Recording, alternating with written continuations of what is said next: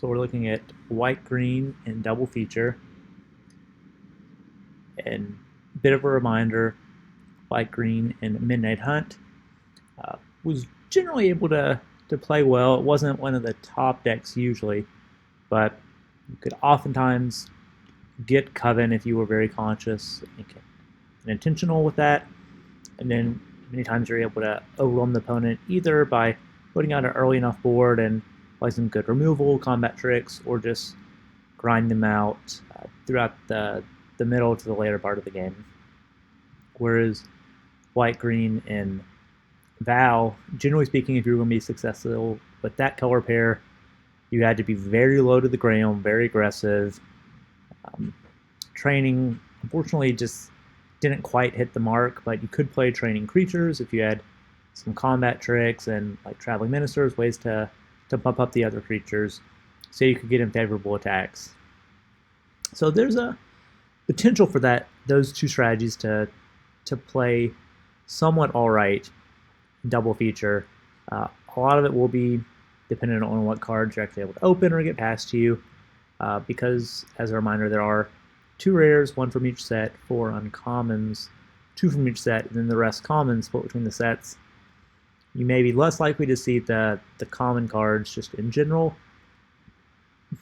and then it may be a higher power level format because more rares and more uncommons.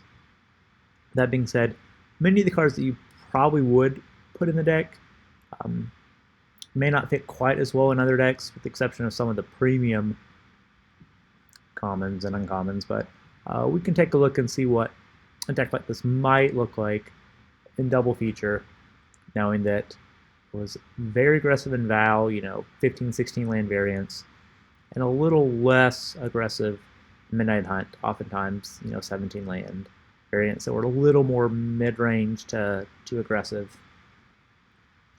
Again, some of the rules, no more than 10 uncommons, have to have at least a third of the cards from both the sets, and then we're going to look to build 40 card decks. So Chaplain of the Alms, one of the many disturbed creatures in white that could potentially play well in this deck. It does give you a little more of a mid to late game. If you trade the creature off, whether on attacks or blocks, you can bring it back and maybe have some flyers that either trade with your opponent's flyers if they've been doing the same game plan, or maybe you can fly over for the final points of damage. So we'll keep it for now, but we're likely to find that many of the uncommons are just going to have to fight for the spots available. We might have to trim some very good ones. Trapper really helps with Coven, starting on turn 1, 0 power, and can help clear away a good blocker to make attacks better, or stall the opponent out by getting rid of their best attacker while we can buy time. So I think that's going to end up making the deck. Dawnhart Veteran was probably about as good as the Trapper. In the original Midnight Hunt, green-white, all the sort of life gain can buy you time, and then it does turn into a flyer on the back end. Escort's probably not going to get there, although we do hope to get some +1/+1 counters. It's not doing a lot for just 1 mana. Minister's probably going to really help the deck tick by letting it be more aggressive and maybe help Coven develop or training occur if you do have some of those training creatures. Efficient probably is not where we want to be sinking our mana. Sprout's great. It doesn't probably play quite as well as it would in like blue-green, for example, but it still very well may end up making the deck, though we don't have as many of the graveyard synergies. We do have some Disturb and some Flashback still, so it could still be meaningful. Starling Wolf wasn't great in Midnight Hunt, but was a key feature in the VOW green-white deck, so I think we'd probably keep it for now, knowing it may be able to help with Coven, help with training, get on the board early and pressure the opponent. And then Contortionate Troop was a premium uncommon as well. Farmhand's great. We're not going to have enough sacking probably to make the beggar work. We do want to have good 2-drops. Kingrove, which tended to play fairly well. It wasn't something we prioritized, but you were happy to have 1 to 2 of them to get flying.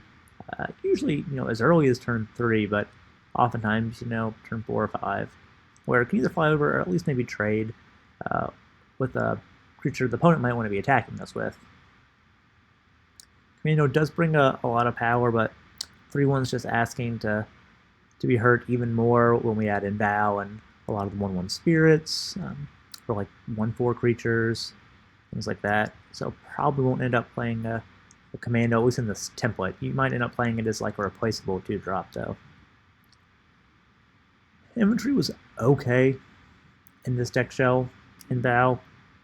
Maybe a little more playable here as we get the backside to help out with the mid game. Maybe you can put it on a disturbed flyer. Maybe we just help keep Coven that way. Fleeting Spirit's fine, but it's probably not worth an uncommon slot when we have some less replaceable cards. Same with Panic Bystander. Trainee, if we do end up being aggressive enough with this build, probably can make it, especially if we can land some of these other creatures that can put counters on creatures, pump up other creatures, maybe able to have training work with this creature. Also, Geist is great, especially if we do have some upper, top end with green or some flyers that would are disturbed with the double strike on. Mob tends not to play well. I don't think it'd be an exception in this deck. We're trying to move a little too quickly to build up many counters on it. Same with Slayer, very replaceable. Disciple is probably where we want to be, as this is, the human archetype, likely to be a 3/3 or bigger many times when attacking. Also, Sentry played very well, helping push through some damage or making tough blocks where it was going to trade up for an opponent's 3, 4, or 5 drop with its 3 power and not being able to be blocked by those with power 2 or less. We're not really going to be able to take advantage of Day-Night as much as some other decks. So Liberator's probably not. It'd be fine if we had it, but it's kind of rough to turn it to night and then have your opponent take advantage of that, and us not. I don't think we're going to have enough Wolves to make the Pack Song Pup work. So we can keep it for now, but it probably ends up getting cut. We'll just see where the numbers come out. Pestilent Wolf, very replaceable. Taxidermist. It's reasonable we're likely to get creatures in our graveyard, though we're going to play some of them for the disturbed side, so it may not consistently be a 4/4 in the early to middle game, but it can maybe help us ramp. So let's see how low to the ground we go as to whether we want it to jump up to 4 drops or not. Sportback Wolf's fine, but I think it's going to be replaced when we look at some of the better 2 drops from Midnight Hunt.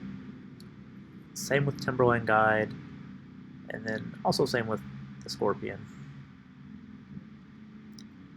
So we are going to have some 1 drops, 2 drops we want to bring back. We just ideally would not bring them back in combat. So I think this isn't really where we want to go. We're going to be aggressive, but this is probably just a little too misguided in its aggression for this deck.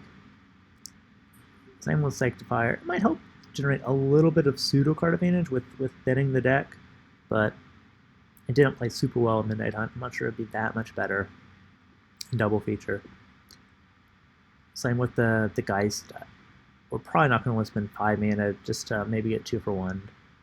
So maybe Griff Rider. It wasn't something we were usually super happy to have in VOW, but it did give you some evasion.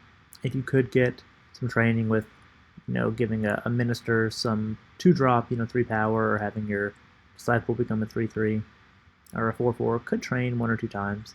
So maybe it makes it, but I think we're probably going to have better creatures.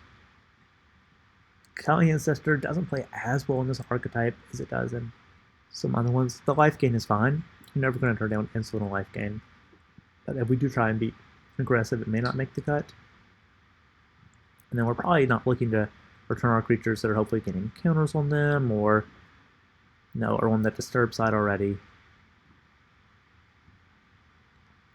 If we end up being creature dense enough to play a Rallier, we might do that, but it can be very awkward if your other creatures are killed or otherwise, pacified, and it just sits there not doing too much.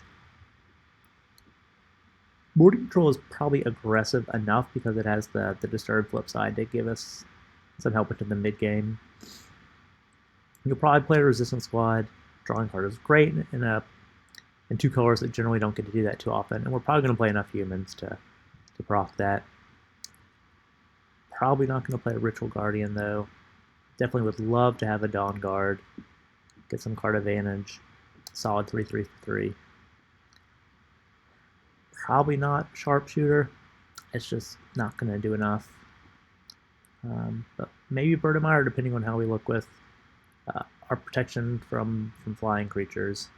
And it can be a potentially 3 power on turn 3 if your opponent or you misses or takes a turn off.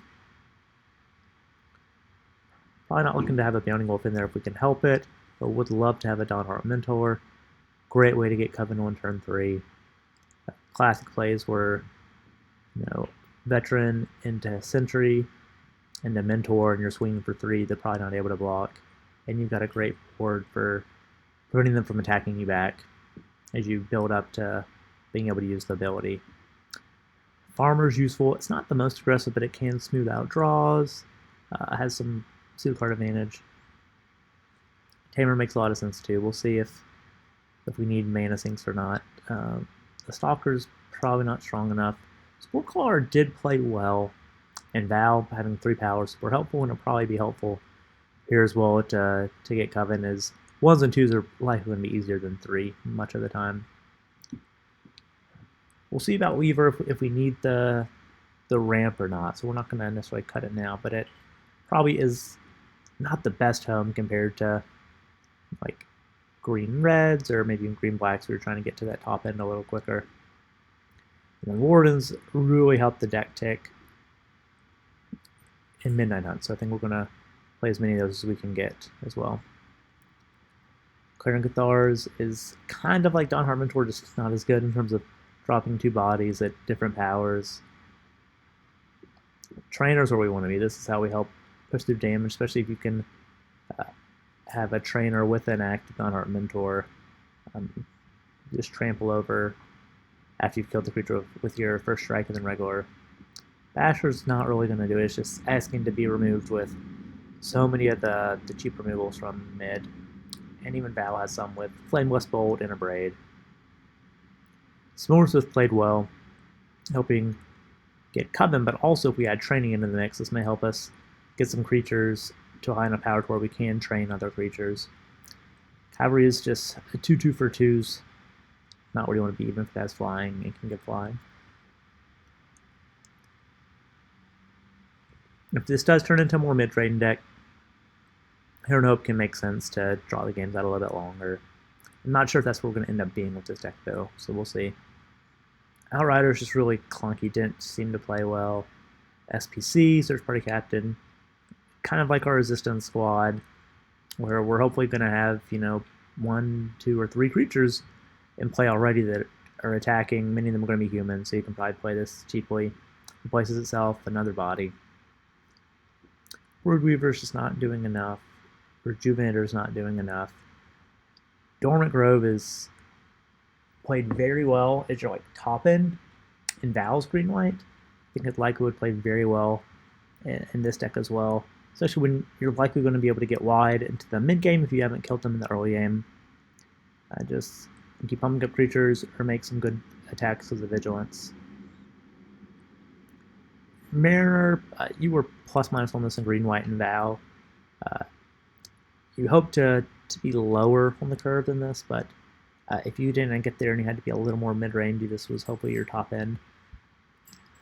It may turn out that way in double feature as well, so we'll see how the deck looks.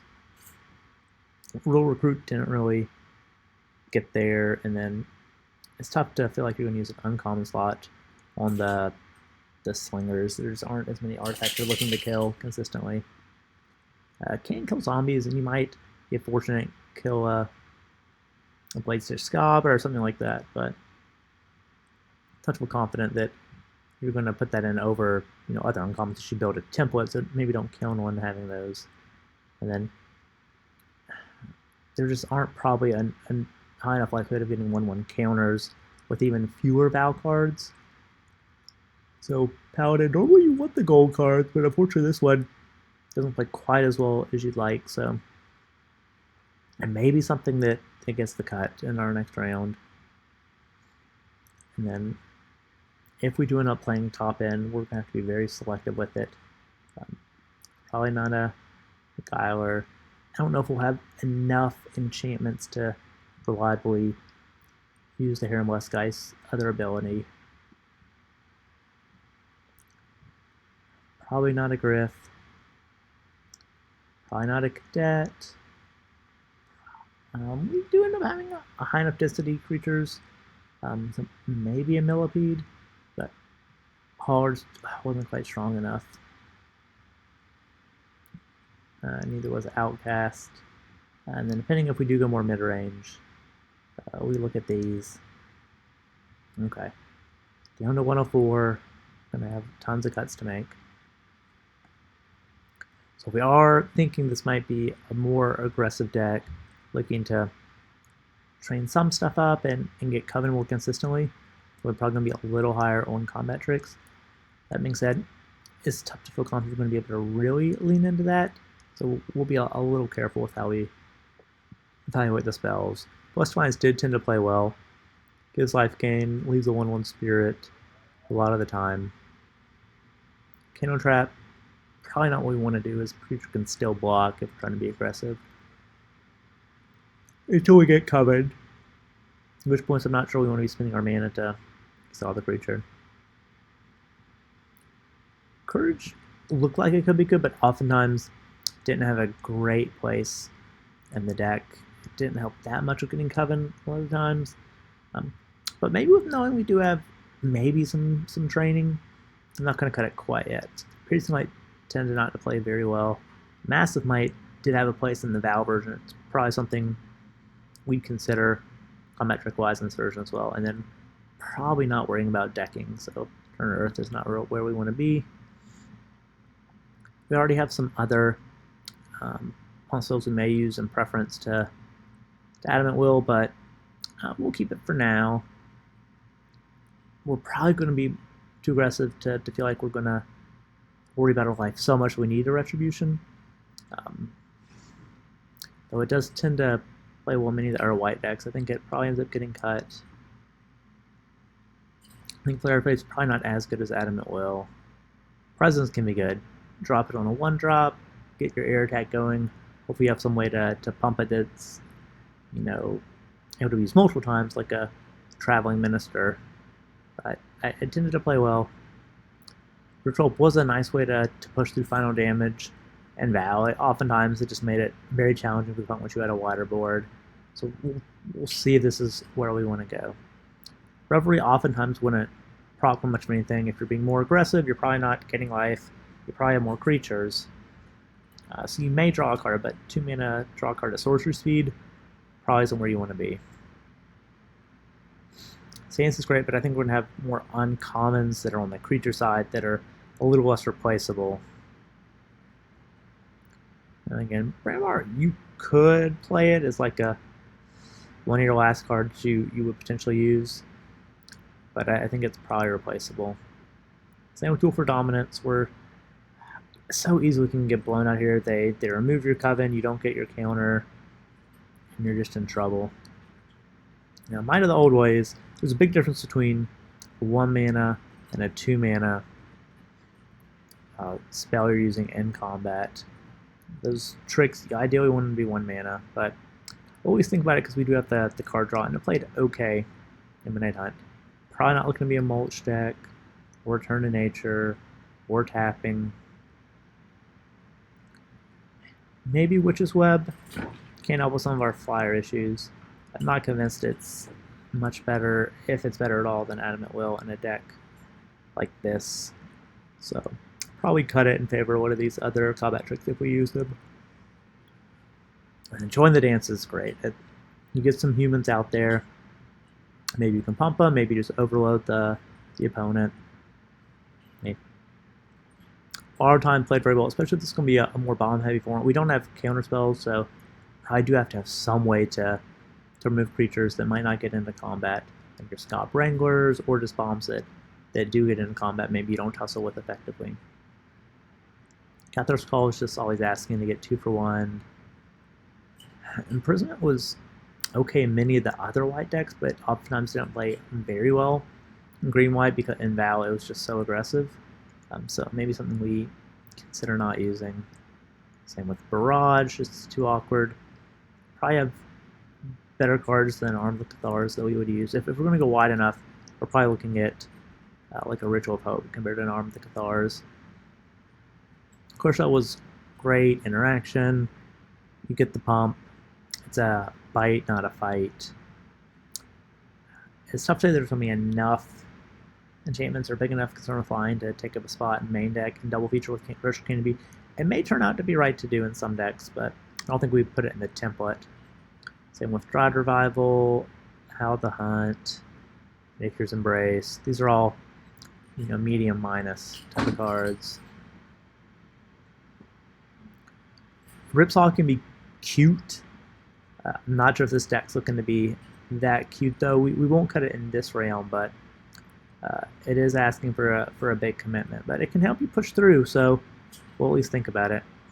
And then Wolf Strike, you're often happy to have a Wolf Strike in green, white, and VOW. So we'll leave it for now. I'm probably not going to have enough spirits to reasonably proc this at instant speed. We're not really looking to ramp to the point we're going to spend 4 mana to do it. That's just not something that would play in a Midnight Hunt environment, so it's probably not going to play in VOW plus Midnight Hunt as well.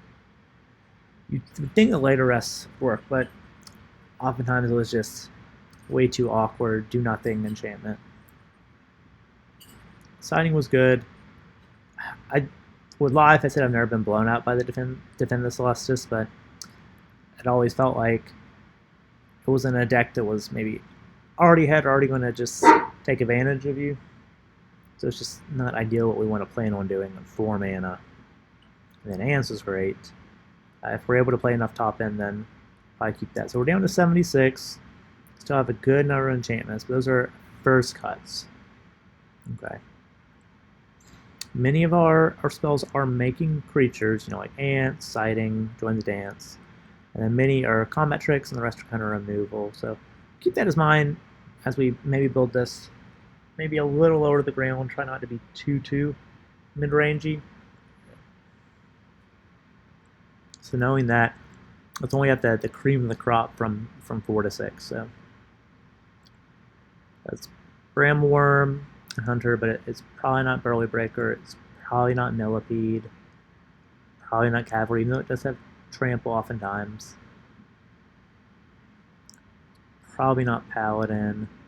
Probably not Mariner or Heron or Cathars, but Double Strike's great. This will help with Coven and Training.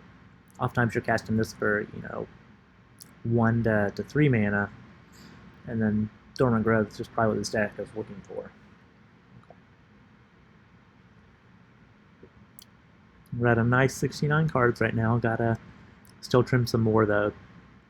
Let's try and only keep on commons that are doing very unique, exciting, maybe synergy driven, or just very high raw power things for this deck. So that is Wardens, but it's probably not Hound Tamer.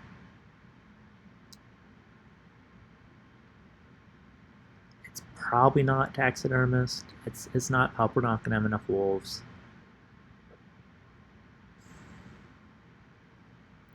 It's probably not Sprout, though you won't mind a Sprout. I don't want to give the wrong impression here. But if you can get on the 3 on first turn, you want to do that, I think, in this deck. Ideally, it's with a Trapper, Veteran, or Minister. Maybe in a Wolf if we do end up very aggro. But I don't think Sprout ends up being it. If we're having to choose between like a Sprout and a Wardens, you're probably going to take the Wardens.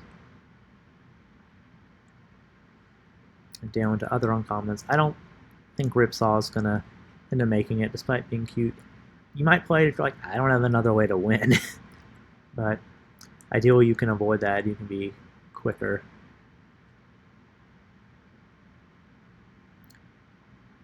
Probably don't do the Infestation Expert either.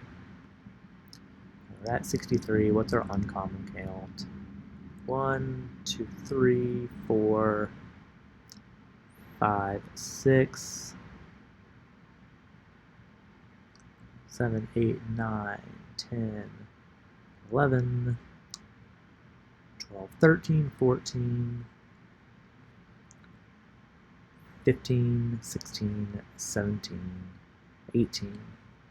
Okay, need to get rid of 8 more, and then it'll be 15 commons. Okay, gotta work it out for us for sure. I think we probably say that you would play a Circle of Confinement if you had it, but if we're saying am I going to choose that, you know, again, maybe over a Dawnhart Wardens or a Mentor, probably not going to do that. So that's 1 of 8.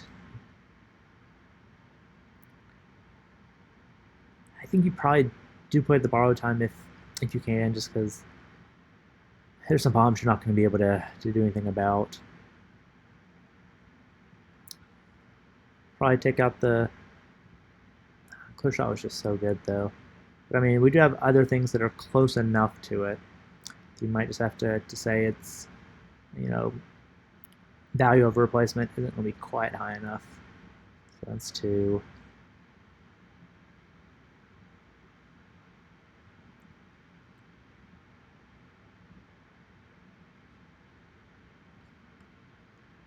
We want to be on the board early, and Chaplain Alms does do that. No, I'm going to keep it for now, because we are going to try and be lower to the ground. Say Quartermaster. I'm going to lean into the early game. I think that's how this is going to go, so we're going to get rid of, you know, almost all of our top end.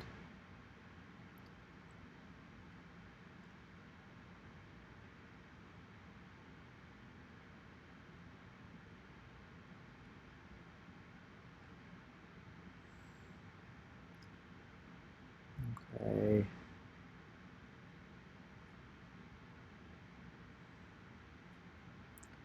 I think I have some ways to break through, though, is the thing. Okay.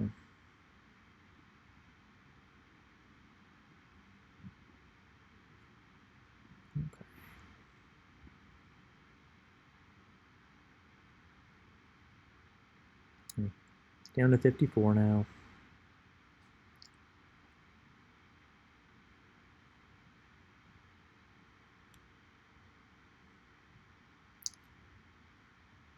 I'm gonna say no to Homestay Courage. I do. We can have our pump spells also acting as removal. Okay.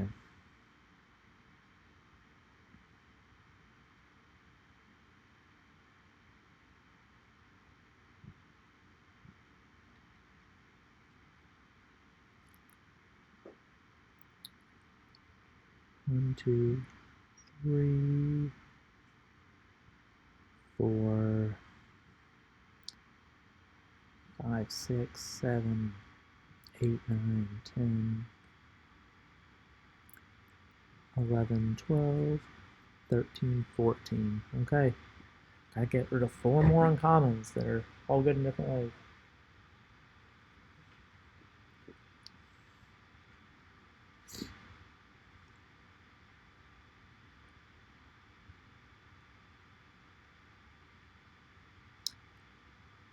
I'm going to say borrow time.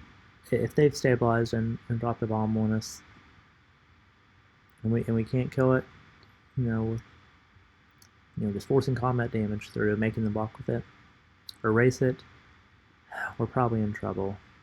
And maybe not winning that game anyway. 1,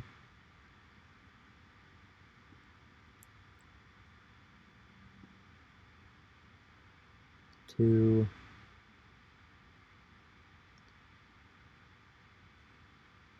our human count's just so high.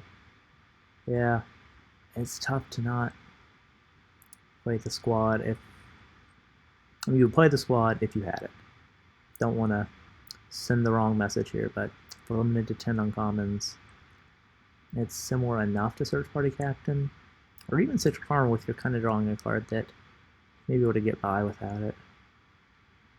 Like I said, you would play this over Spore Crawler if you had the choice, but I think we're trying to limit our uncommons as part of the exercise, lose the squad.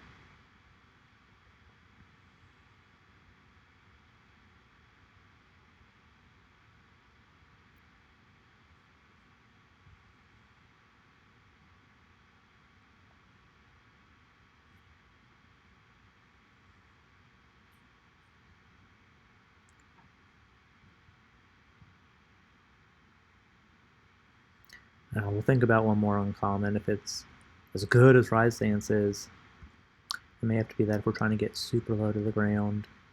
You know what? We're gonna lean into that. Okay.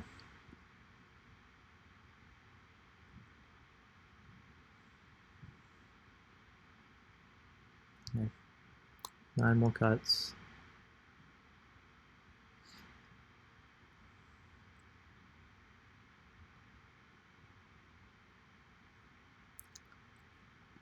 Okay. 1.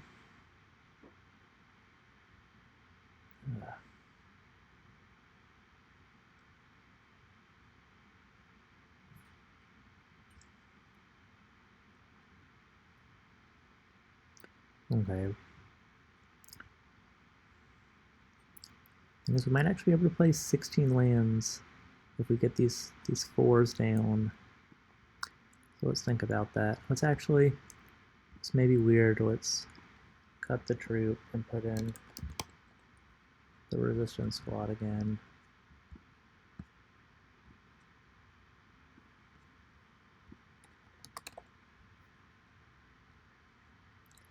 Let's say we only need 7 more cuts. We can play with 16 lands potentially. 1, 2, 3, 4, 5, 6, 7, 8, 9. Plus 15, 24. We really have the Grove as well, though. That's a lot. We probably want 15 to 18 creatures. We have 21. Okay. Let's cut some creatures then.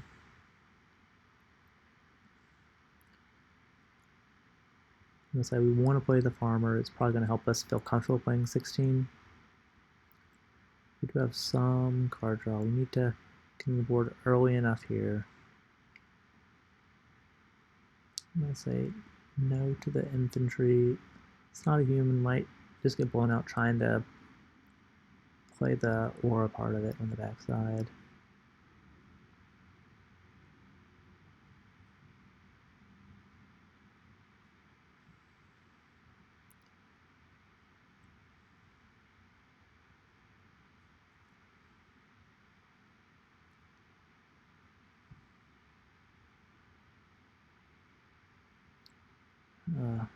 I want to have some disturb though, is a thing.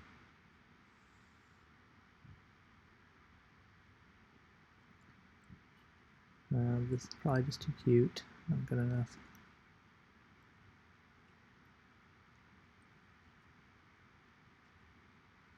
So let's check our count for VOW cards. 1, 2, 3, 4, 5. We'll count Wolf as 6, Minister 7, Massive Might 8, Animal 9, Nurture Presence 10, Wolf Strike 11. So we can cut up to 4 more cards from VOW if we need to.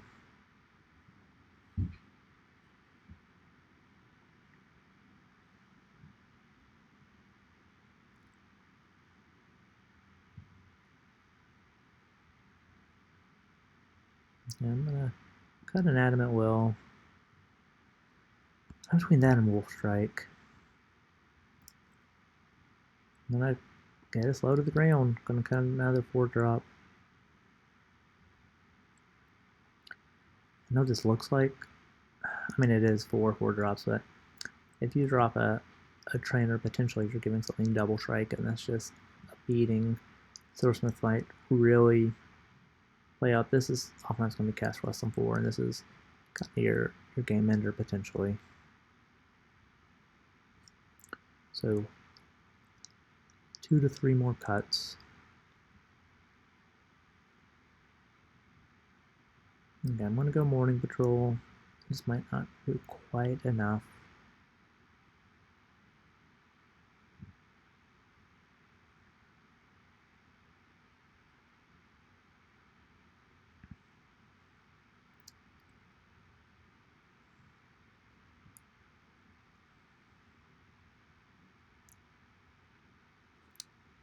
Ugh.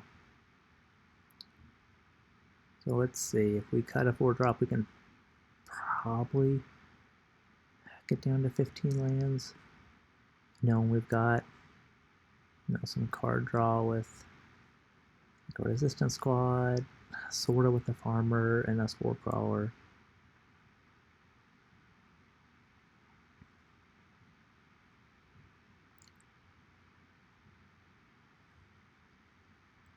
Yeah, let's do that. It feels weird and this might not be right, but we'll drop a silversmith.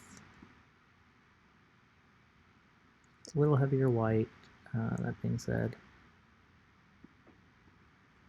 We'll try a 15 land version. I know it's got some 4-drops. I feel a little weird about that, but we're trying to get on the board, trying to pressure. Got some good combat tricks and ways to push through to end the game with like the Ritual of Hopes, the Dormant Grove, Trainer. If it just gets stalled out some, you get a 6 mana and then a Mentor. There's going to be multiple ways to build this. I could definitely see a more mid-rangey game plan working. You want to lean a little more aggro to mid-range in Midnight Hunt, and you want to lean very aggro in VOW. So this might be a shell that says combat tricks, try and get your covens and push through with premium creatures that make blocks very tough on your opponent, and finish them before they can stabilize. So if you have any thoughts, please feel free to comment. Thanks so much.